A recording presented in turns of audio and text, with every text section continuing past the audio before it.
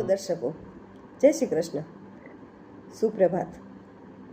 આજે આપણે જનરલી આગળ બધે વાત કરી તેમ કે આપણે પુરુષોત્તમ મહિનાની અંદર દાનનું મહત્ત્વ ખૂબ છે, એ તો ખરું, પરંતુ દાન એકાદશીના દિવસે, પૂર્ણિમાના દિવસે, અમાસના દિવસે, વ્યતિપાતના દિવસે કરવાથી વિશેષ ફળ મળે છે એવું આપણે આગળ સમજ્યા. તો વિશેષ શા માટે ફળ મળે છે એની આપણે આજે વાત કરીશું. પણ એ પહેલાં પ્રાર્થના કરી લે. શ્રી ગણેશાય નમઃ, શ્રી સરસ્વત્યે નમઃ, શ્રી માતૃપિતૃ ચરણ કમલેભ્યો નમઃ, શ્રી પુરુષોત્તમ પરમાત્મને નમઃ. મંગલમ ભગવાન વિષ્ણુ, મંગલમ ગરુડધ્વજ, મંગલમ પુંડરીકાક્ષ, મંગલાય તનોહરિ. વિષ્ણુ ભગવાનના ચરણોમાં પ્રાર્થના અર્પિત કરી અને આપણે વાત કરીએ તો આપણે દરેક એકાદશીમાં વાત કરીએ છીએ, એમાં આપણને ખબર છે, છતાં વાત કરીએ કે એકાદશી એ વિષ્ણુ ભગવાને એકાદશીને પોતાના જેટલું મહત્ત્વ આપ્યું છે, પોતાના બધા ગુણો એને આપ્યા છે, અને પોતાને જે વિષ્ણુ ભગવાનનું જેટલું જપ તપ વ્રત પૂજન કરીએ અને ફળ મળે એટલું જ એકાદશીનું કરવાથી મળે, એટલું બધું મહત્ત્વ એકાદશીનું આપ્યું છે. અને આપણે જાણીએ છીએ કે એકાદશી વિષ્ણુ ભગવાનની અંદરથી જ ઉત્પન્ન થઈ છે, વિષ્ણુ ભગવાનનું રક્ષણ કરવા માટે ઉત્પન્ન થઈ છે, એ આપણે બધા સારી રીતે સમજીએ છીએ. તો એકાદશીના દિવસે વ્રત કરવાથી વિષ્ણુ ભગવાનની કૃપા મળે છે, લક્ષ્મીજીની કૃપા મળે છે અને એકાદશીની કૃપા પણ મળે છે. એટલે એકાદશીનું વિશેષ મહત્ત્વ છે. એટલે આપણે આથી ઘણા બધા મોટા ભાગે દરેક એકાદશીઓ 12 મહિનાની એકાદશી કરતા હોય છે.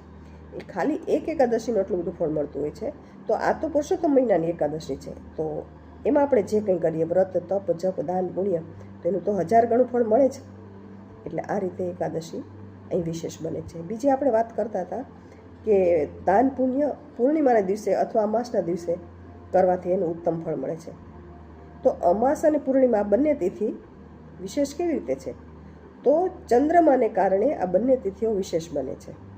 પૂર્ણિમાના દિવસે પૂર્ણ ખીલેલો ચંદ્ર હોય અને અમાસના દિવસે બિલકુલ ન હોય, તો એ પૂર્ણિમાની અને અમાસની આપણા મન ઉપર અસર પડતી હોય છે.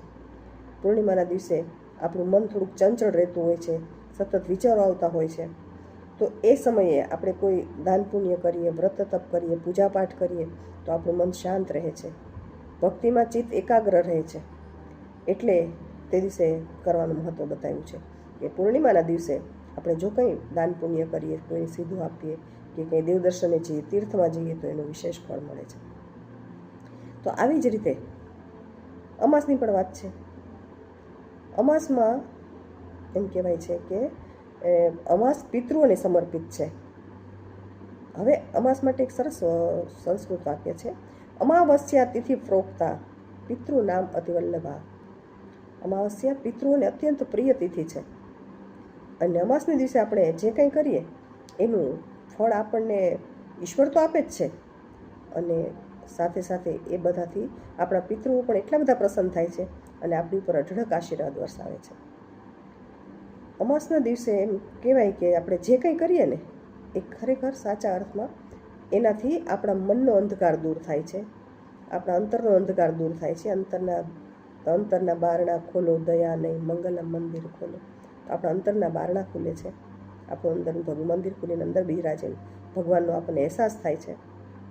તો આ વ્રત તે દિવસે કરવાથી આટલા બધા આપણને ફાયદા. અને પૂર્ણિમાના દિવસે તો આપણને ખબર છે, ઘણા બધા મોટા ભાગે પૂર્ણિમા ભરવા જતા હોય છે કે ભાઈ અમારે પૂનમ ભરવા જવું છે. ઘણા દ્વારકા જતા હોય કે કોઈ પણ જગ્યાએ જ્યાં જેને શ્રદ્ધા હોય ત્યાં પૂનમ ભરવા જતા હોય.